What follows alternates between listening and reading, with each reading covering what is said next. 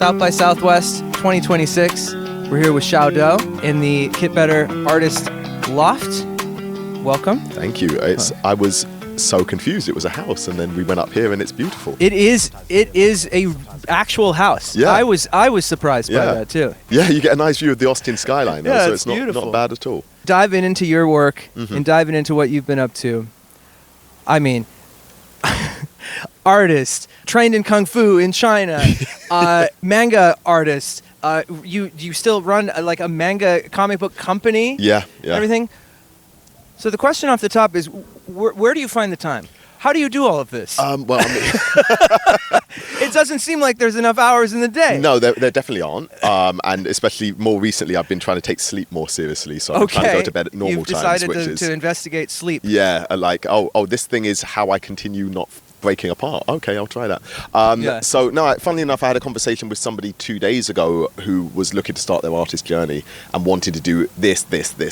And as I said to them, if you want to spin plates, you have to start with one. And you get that plate spinning really well, and then you can move on to the second, and you come back to the first, and you got the second and the first spinning, and you go on to the third, and etc., etc. For me, it's just I do stuff that I love, and I've just kept many plates spinning. You just get excited and you want to do it. Yeah, and in particular, it all stems from the music. It's always been about music. That for was me, the first plate. Yeah, exactly. And then when that plate was spinning, and when I was fairly confident I knew how to release a track with my eyes closed, then I could start moving on to the next thing and the next thing and the next thing, and now it's just all second nature, really. This has been my full-time job since university, so I wouldn't know what to do with myself in an office. And it sounds like you've just over time developed kind of a way that your brain works that allows you to spin these multiple plates. Now I must say I can't take all the credit because I do have a fantastic team around me who help to take some of the pressure off of me, but certainly in the beginnings of my career it was me doing it, and I think that it's really important to understand how to do as many aspects of your career yourself, so that when other people come on board, you understand what's happening. Yeah, your new single. Yes. All Right. Yes. Oh. It's. I'm feeling all right. I think your YouTube video had something like music that Sonic would run to, or something like that, as the title. Yeah. Obviously, in your entire career, video game music, and especially I think that like classic era. The more, what did they call it? It's called Genesis here. The UK it was called like Master System or something like that. Well, Mega Drive. Mega Drive. Yeah, there it is. That was my first console ever. My mum bought me for it. I think I was like 5 or 6. It was my first console. And Genesis. She told me it was a lamp. And I believed her. I was like, why is Sonic on it? She's like, don't worry about it. And then I got it for my birthday. I was like, oh my gosh, this is the best thing ever. What do you mean it moves? And I didn't know how to do it, so I just insisted she plays it and then I watch, which probably explains why I watch so many Let's Plays on YouTube. Right. Yeah, you see it's coming, Yeah. So, okay, so this is all making sense. Yeah. First system was the Mega Drive. Yeah. First game was Sonic. Yeah. And now it's working its way into your music. Yeah. What is it about video game music that inspires you, that makes you want to channel that into your I mean, work? it's anime, it's video game music. Anime's been a massive part of my life, probably even before music. It's the reason I ended up going to China in the first place. It's the reason I started learning Japanese. How long were you in China? Not long enough. I went during my gap year. When I was 18, I went on my own. Cool experience. Yeah. Just another planet. Right. Yeah. Yeah. And very much so, because we were pretty much on a mountain, just training. You run down the mountain at 5 a.m. You run back up it, and then you just train for the whole day, and that was basically your life. And it was you and who? Just students from around the world, Chinese students as well. We were being taught by Shaolin monks, and it was just.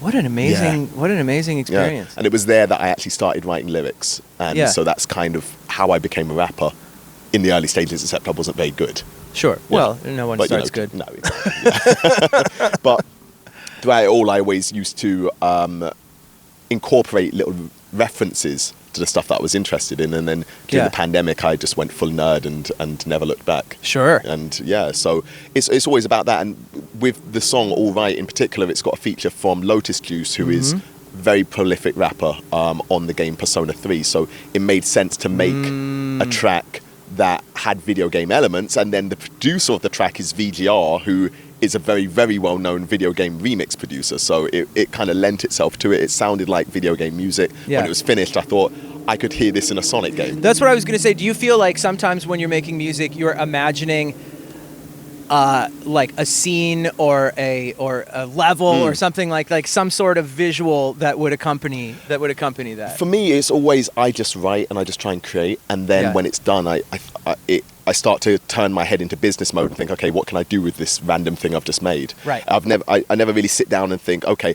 I'm going to make a product that is going to do this. You let the creative juices flow, Precisely. And then afterwards you figure out like how can I position this? Exactly. Do you know about that whole Michael Jackson Sonic 3 lore? I do. I very much do. Oh my gosh, I still don't know if it's been confirmed or not. Well, some of that, if you listen to the licks in some of that music, like the instrumental production, I could hear Michael Jackson all over it personally. Like and I think Dangerous era. Yeah, I think it lends itself to the law for them to never actually confirm or deny it. You know, for sure. But I think it was a Labyrinth Zone Act 1 and 2. The music. You know what? After this interview, I'm gonna go listen to it because it's just so fantastic. But yeah, Labyrinth. I think that Carnival Nights has some sort of like breakdown that's there. We could go off into a real nerd world there. What was the first album you ever bought? If you can remember, or one of the first. Now this is embarrassing. It's probably the Spice Girls album. Well, that's fine. You're from the UK. Yeah. What do we expect? I mean, I was like 10 or 11. I had a crush on Baby Spice and Ginger Spice. Sure. And, you know, sure. Like, I was into it. But the first album that this was because everybody was into the Spice Girls, and I was too as a small boy. Mm-hmm. But when I first started actually thinking, what kind of music am I into? The first albums I bought were number 1, Ludacris Word of Mouth, and number 2, the So Solid Crew first album. Yeah. Those two, I think, really shaped my musical direction before I even realised I had a musical direction. Yeah. Listening to Ludacris made me want to rap, and being from the UK, I didn't want to rap with an American accent. I wanted to very much represent who I am and what I'm about. Right. And it took me a while to realise that who I am is a nerd and what I'm about is nerdy things. Do you feel like you still have a connection to, let's say, physical music in so one much. way or the other? Yeah. What does that mean to you? I started my career selling CDs. So, I very much took inspiration from the rappers that I looked up to. And I would take a backpack of CDs around the UK and just sell them in city centres. And I sold over 24,000 copies doing that. And the only reason I stopped or had to stop was because everybody started going digital. Right. I would hear more and more, oh, do you have a YouTube? Are you on, are you on iTunes and etc. Yeah. And the sales started going down as the usage of downloads and etc. went up. And I felt that was a shame because I think that there's something really special about a physical media where you've put the time into the artwork and into the creation, the booklet inlays and stuff. You've made an album where somebody should hopefully listen to it from start to finish, not just put it on random and skip between it. There's an intention in terms of the direction that you should listen to it and the energy that you're building throughout this body of work. Yeah. And I always get in trouble saying this, but I feel that streaming takes away a lot of the heart of music. Yeah. This is why I'm here. This is why I'm here. I like your ethos. So, they don't like you to say it, but it's true. You listen to one track off an album or it just pops up on a playlist and you don't know who the artist is. You just happen to like that song. There's no relationship with the fan base as much, and you can't form a relationship with the fan base because you don't know who's actually listening. And I think that's a shame. As an artist, in more ways than one, my art is not meant to be background music. It's meant for people to enjoy and to make them think and to be a soundtrack for their life.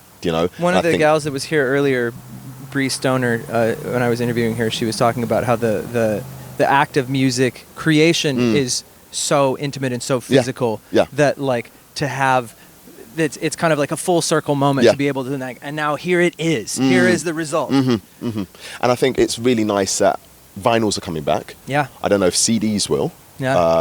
We're trying to create our own little midway point. I saw it yesterday at an event, actually, just a random event. People had a lot of them, so it was really interesting. But I was all in for the mini disc player personally. I thought that was going to be the thing. I was like, me and my mini discs. I think a lot of investors thought that was going to be a thing. I'm glad I didn't invest in it, other than buying a couple of mini discs. But thank you so much. My pleasure. Shao Dow for stopping by. And are you touring at all the rest of the year? Yeah, so I've been back and forth from Japan quite a lot. Yeah. I am doing a UK tour in November with Lotus Juice. So I'm bringing him from Japan to the UK, and we're doing a UK tour there. I should be in Indonesia later this year. So Okay. I'm going all about, yeah. And are there follow-up singles coming after All Oh, Right? absolutely, yeah. So we're finishing the One Jump Man versus Shaggy Ball Z series finally. So Okay. part 5 is coming. It's an animated series, and so that's due for August. And then, yeah, just more music. I'm aiming for an EP as well. You heard it here. South by Southwest 2026. Shao Dow, thank you again. My pleasure, thank you. Thank you.